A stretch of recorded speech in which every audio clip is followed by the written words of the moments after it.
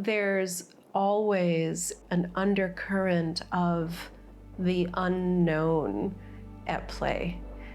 And that's where the discovery comes in, and that's what's most exciting to me.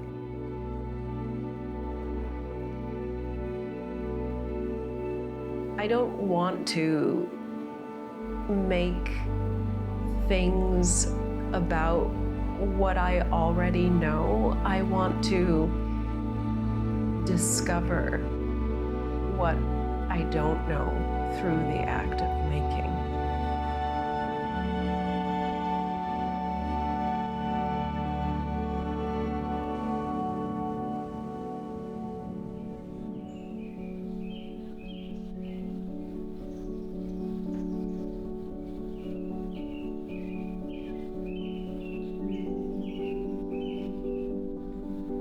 I just decided that I would let go of any expectations and just make whatever I make. I am leaving open the possibility that there's something here, that there's something that will reveal itself.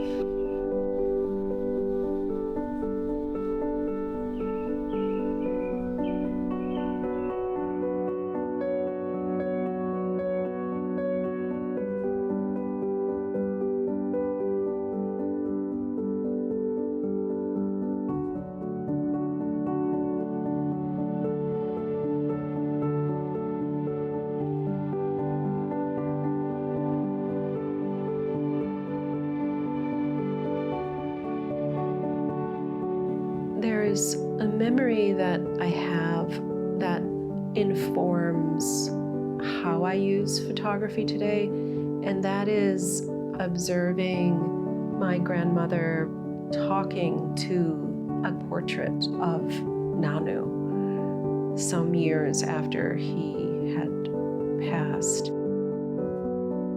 It was hanging in the living room opposite her rocking chair, where she read to me and where she read in the afternoons. And so it was in her sight line.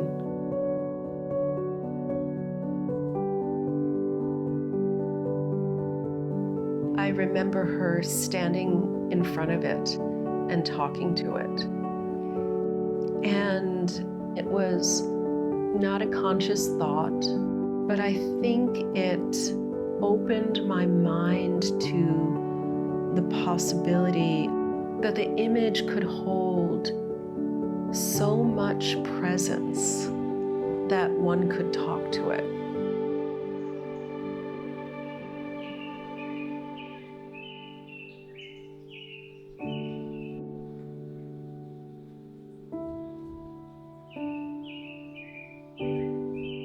I had to shift recently and really move away from anything that was conscious or conceptually motivated. I simply put this trumpet vine down and I allowed it to be whatever it is going to be. And in fact, I think it's one of the strongest cyanotypes I've made.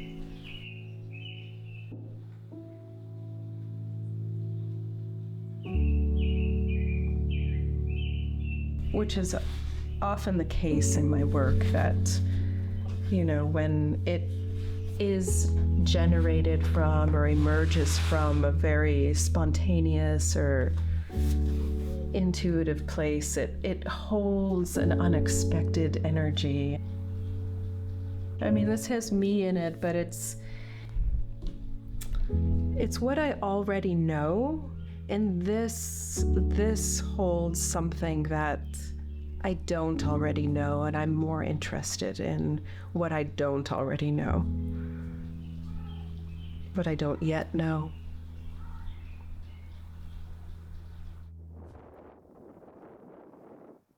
My grandmother raised me from essentially the time I was born until I was 10, when I left her home with my mother. She was very quiet and withdrawn. If I think of her color, she was gray-blue. She kept plants in the dining room. She would water them and clip them and touch them, and sometimes I would be with her while she did it. Not because I was necessarily interested in plants when I was 6, but it was an occasion to be close to her, and it was something that we could do together.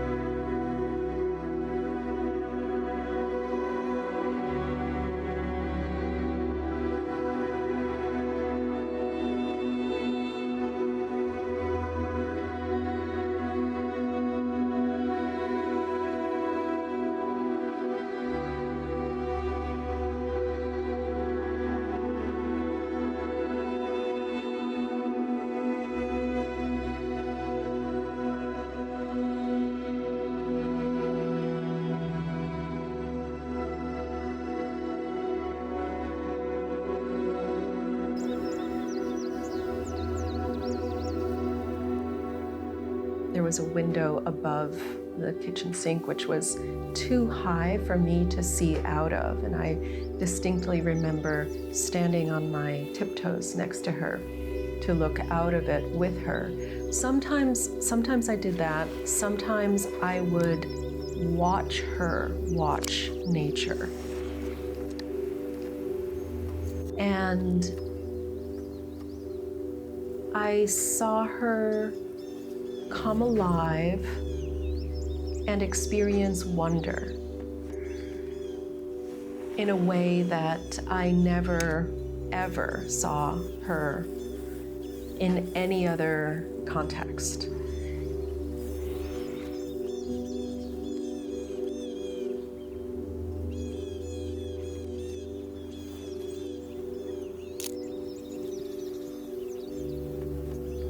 It was very impactful to witness Nana experiencing awe.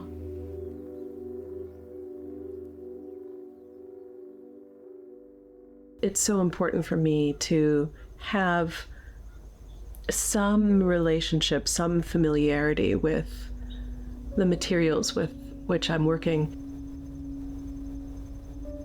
Not just familiarity in a relationship, but that I can find meaning and resonance and metaphor in it.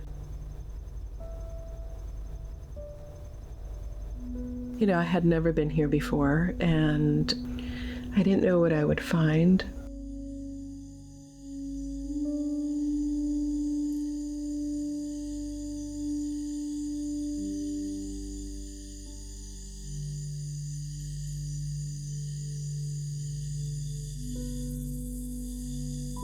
I slowly started connecting to where I was, the landscape, and then one day I took the bike to a flower farm nearby. I arrived and there were very beautiful bushes of amaranth and sunflowers and marigolds. But the ground was littered with these beautiful, to me, very beautiful flowers. And so I gathered up a bag of them and came back.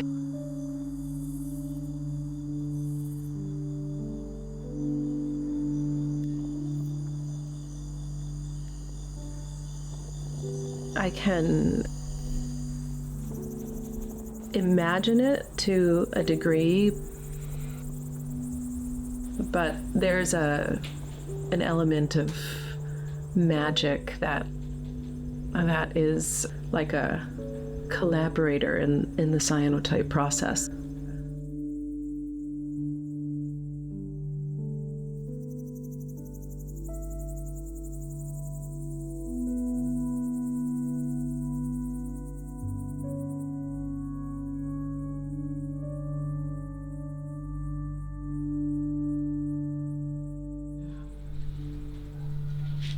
Just have to do this.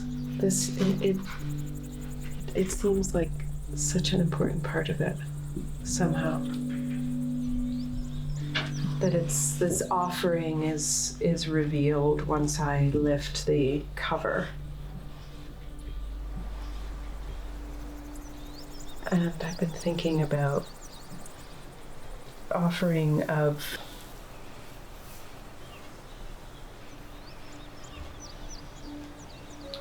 gratitude,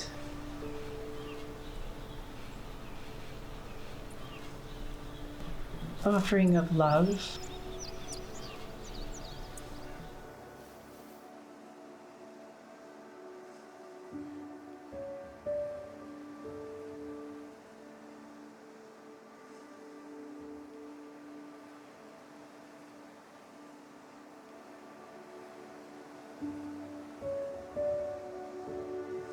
I think I have achieved the allusion to the spiritual dimension in my photographic work. But the cyanotype process allows me to create images of what I imagine that it looks like, or what I hope it looks like.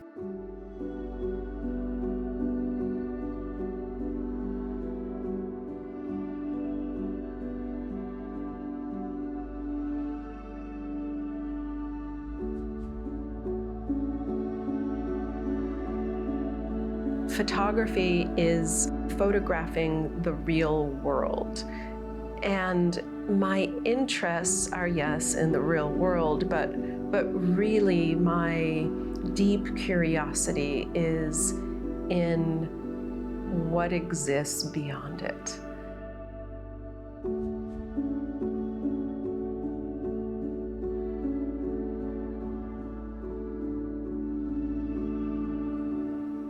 The beginning of the work in Amagansett was so much about making a record of these natural elements, the osprey wing, the driftwood, as a way of asserting the value of all life in its various manifestations, including the afterlife.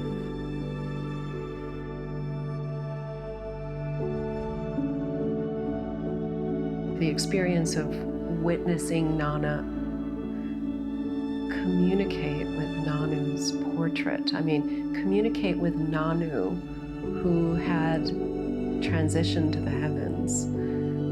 Nonetheless, she believed that it was still possible to communicate with him through the photograph, and that there's something that the photograph holds, the energy of his essence.